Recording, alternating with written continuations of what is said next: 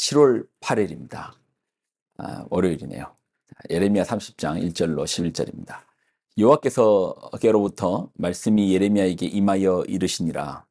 이스라엘의 하나님 여호와께서 이와 같이 말씀하여 이르시기를 내가 내게 일러준 모든 말을 책에 기록하라. 여호와의 말씀이니라. 보라, 내가 내 백성 이스라엘과 유다의 포로를 돌아가게 한 날이 오리니 내가 그들을 그 조상들에게 준 땅으로 돌아오게 할 것이니 그들이 그 땅을 차지하리라. 여호와께서 말씀하시니라. 여호와께서 이스라엘과 유다에 대하여 하신 말씀이 이러하니라. 여호와께서 이와 같이 말씀하시되 우리가 무서워 떠는 자의 소리를 들으니 두려움이요 평안함이 아니로다.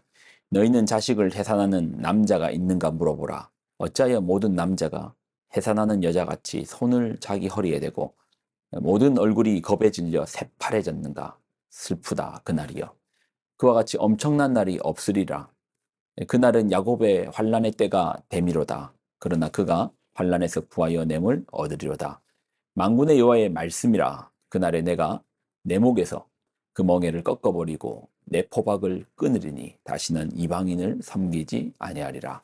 그들은 그들의 하나님 여호와를 섬기며 내가 그들을 위하여 세울 그들의 왕 다윗을 섬기리라. 여호와의 말씀이니라. 그러므로 나의 종 야곱아, 너는 두려워하지 말라. 이스라엘아, 놀라지 말라.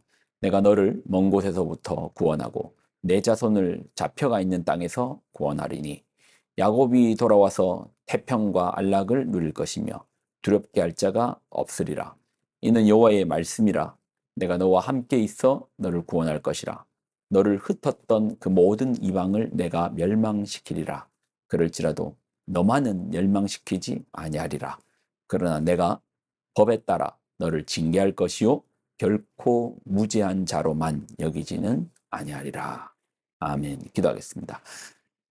하나님 주시는 하나님의 말씀을 붙듭니다. 말씀 속에서 우리에게 주시는 그 귀한 생명의 말씀을 붙잡게 하여 주옵소서. 영광을 드립니다. 감사드립니다. 예수님의 이름으로 기도드립나이다. 아멘. 예레미야 30장 1절을 보면 여호와께로부터 말씀이 예레미야에게 임하여 이르시니라. 그 예레미야의 말이 아니라는 겁니다. 그는 단지 전달자입니다. 누가 말씀하십니까? 하나님께서 말씀하십니다. 하나님의 말씀입니다. 하나님께서 무슨 말씀을 주시는가? 2절로 3절을 보면 이스라엘의 하나님 여호와께서 이와 같이 말씀하여 이르시기를 내가 내게 일러준 모든 말을 책에 기록하라. 여호와의 말씀이니라. 보라, 내가 내 백성 이스라엘과 유다의 포로를 돌아가게 할 날이 오리니 내가 그들을 그 조상들에게 준 땅으로 돌아오게 할 것이니 그들이 그 땅을 차지하리라. 여호와께서 말씀하시니라. 이 얘기를 좀 들어보면 하나님의 말씀은 포로로 잡혀 있는 이스라엘 백성들이 다시 자기 땅으로 귀환할 것을 말씀하십니다. 이 어떤 상황인가?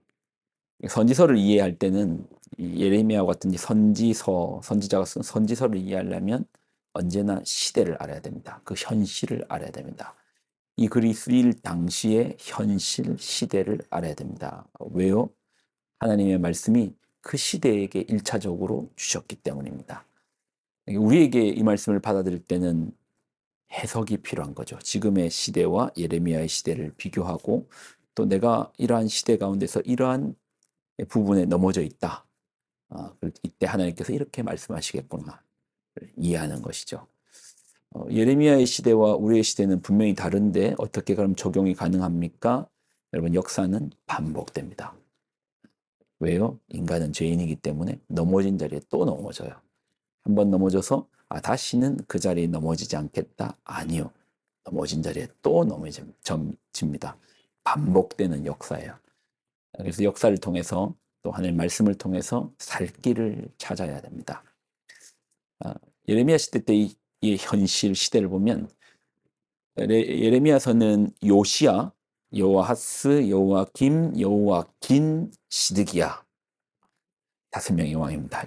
요시야, 여호아하스, 여호야김, 여호야긴, 시드기야 이 5 왕을 알아야 되는데 이름부터 복잡하죠.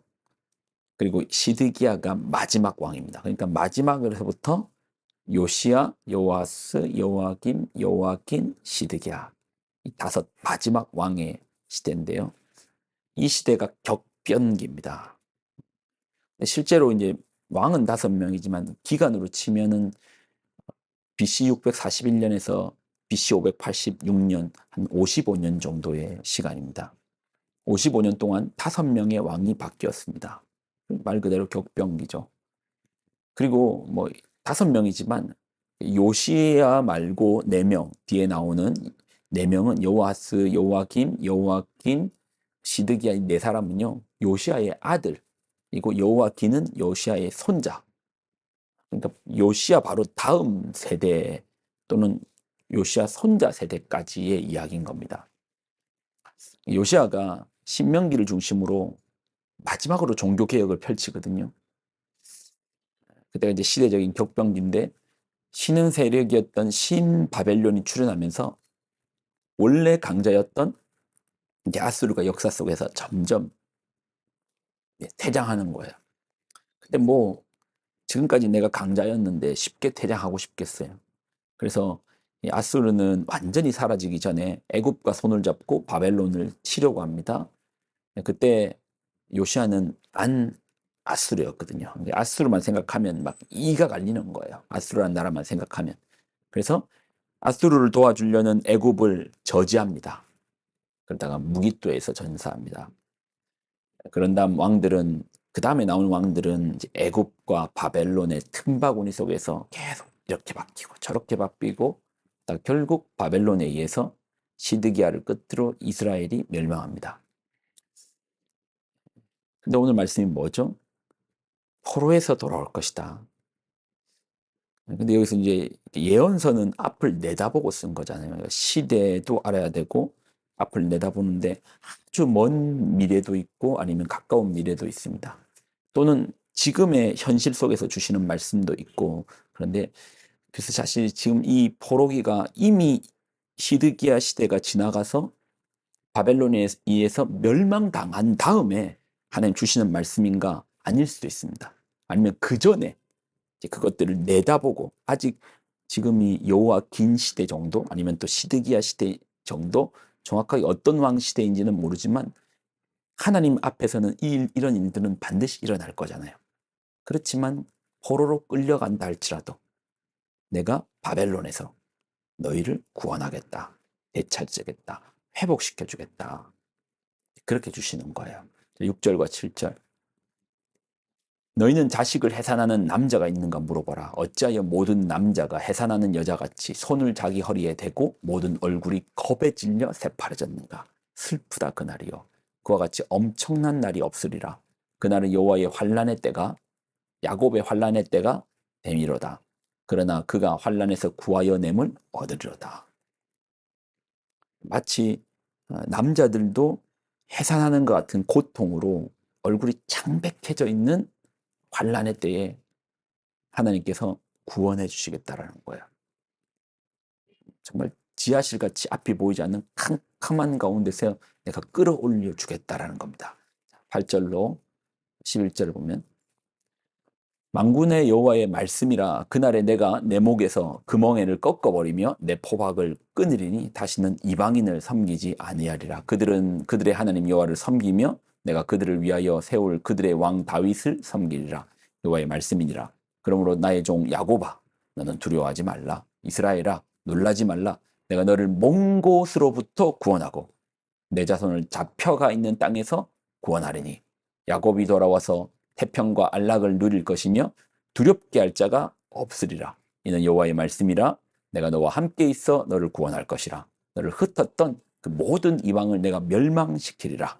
그럴지라도 너만은 멸망시키지 아니하리라. 그러나 내가 법에 따라 너를 징계할 것이요 결코 무죄한 자로만 여기지는 아니하리라. 마지막 구절을 보면은 이스라엘이 의롭기 때문에, 거룩하기 때문에 하나님께서 그 포로의 상황에서 건져주겠다라는 것은 아닙니다. 근데 왜 건져주십니까? 약속 때문인 거예요.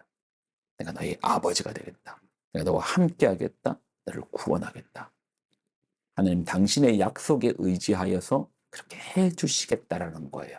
그래서 이 모든 상황이 뭐죠? 내가 의로워서 상을 받으면 내 몫에 대한 값인데, 내 노력에 대한 선물일 것인데, 내가 그렇지 않음에도 불구하고 하나님께서 그렇게 여겨주시는 바로 은혜가, 하나님 그 은혜가, 그 은혜 때문이죠.